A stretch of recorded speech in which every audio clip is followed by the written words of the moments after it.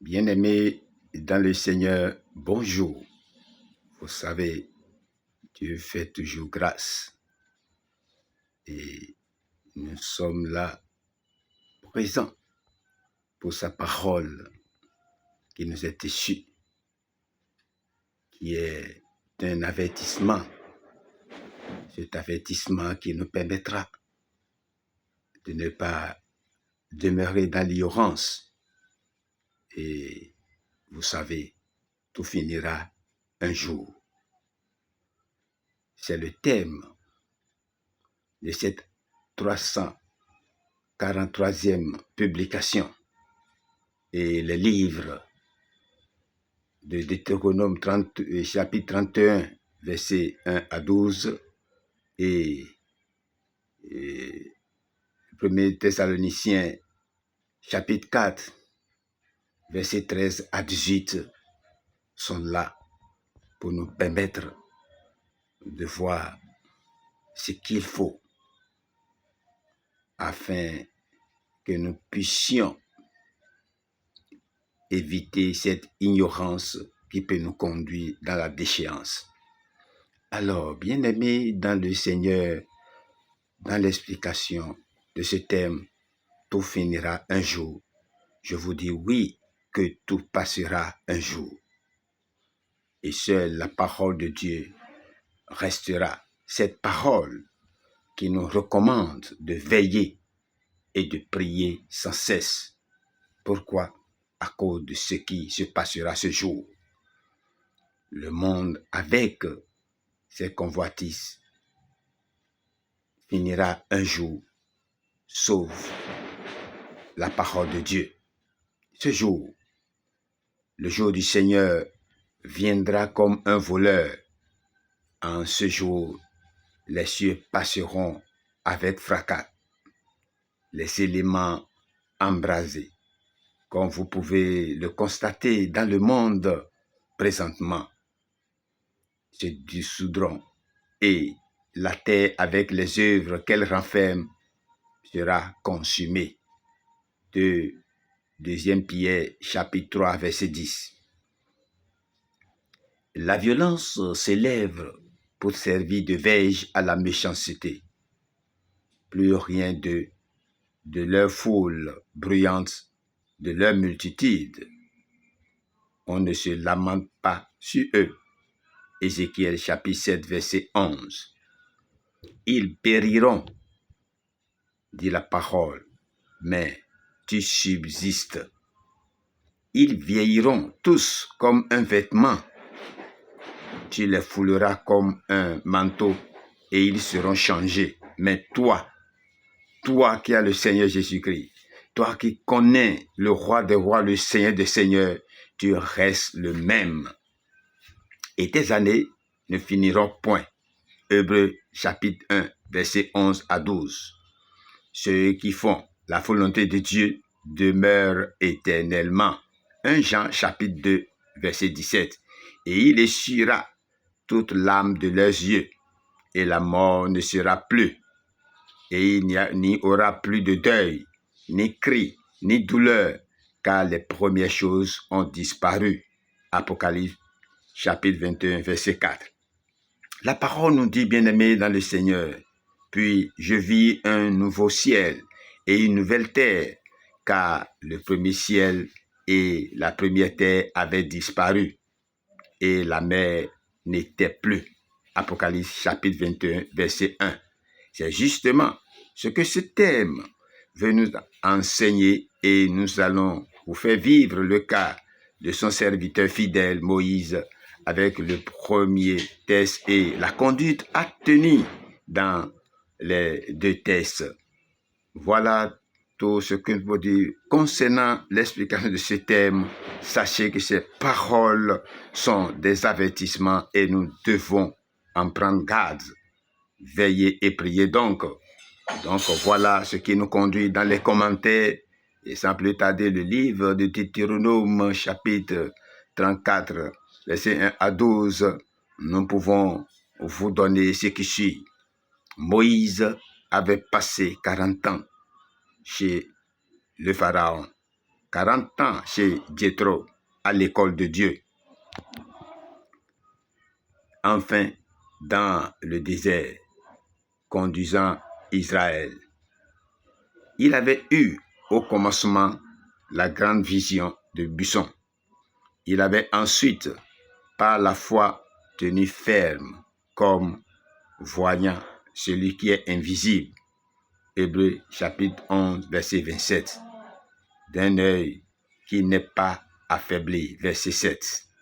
L'homme de Dieu, achevant sa course, contemple l'admirable panorama du pays d'Emmanuel.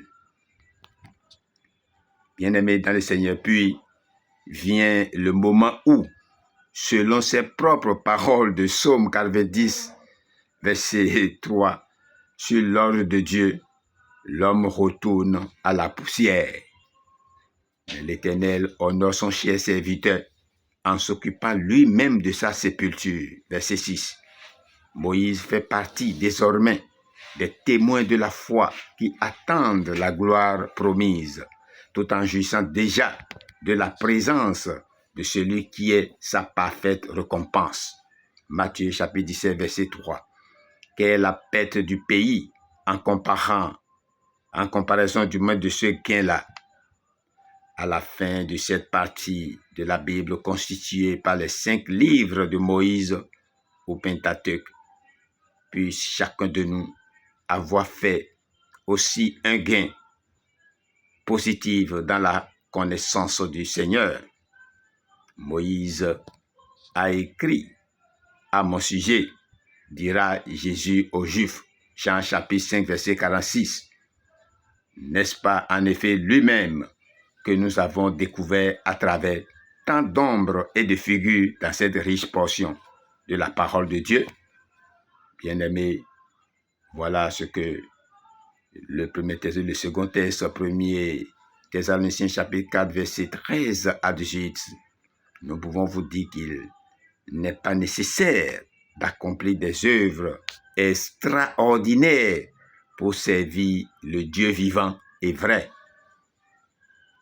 Thessaloniciens chapitre 1, verset 9. Il est avant tout demandé aux chrétiens de vivre paisiblement, de s'appliquer fidèlement à sa tâche quotidienne. Verset 11. Bientôt, ce sera la fin de son activité terrestre. À la voix du Seigneur, chacun posera son instrument de travail pour aller à sa rencontre et être toujours avec lui. L'enlèvement des croyants est le premier acte de la venue du Seigneur Jésus. Le second étant son retour en gloire avec eux. Chapitre 3, verset 13. Il vient les chercher lui-même, ne laissant à personne d'autre ce soin et cette joie. Joie qui doit être le partage de chaque racheté et sa consolation présente lorsqu'un des siens vient à s'endormir.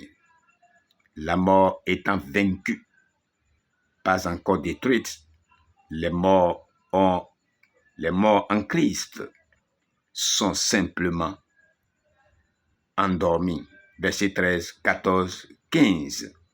Comparé à Jean 11, chapitre 11 à 14. Ils se réveilleront comme Lazare, mais pour toujours. Au cri de commandement du prince de la vie, puis dans un ordre parfait, et comme lui-même a quitté la terre, nous serons enlevés tous ensemble à sa rencontre en l'air. Philippiens chapitre 3, verset 20 à 21. Notre génération vivra-t-elle ce merveilleux événement attendu par tant de générations? Tout permet de le penser. Et ce sera peut-être tout à l'heure. Chacun de nous est-il prêt? Ah, bien-aimé, voilà la question qui t'est posée en dernière position pour mettre fin à cette activité. Sommes-nous vraiment prêts? Si tout à l'heure, le jour du Seigneur est là, si ce moment est là, ne soyez pas surprenants en ce moment. C'est pourquoi ce cantique 198 du Yoruba qui nous avertit également en disant « Quand Jésus vient rétribuer ses disciples, où seras-tu? Il te verra où? Avec quel acte?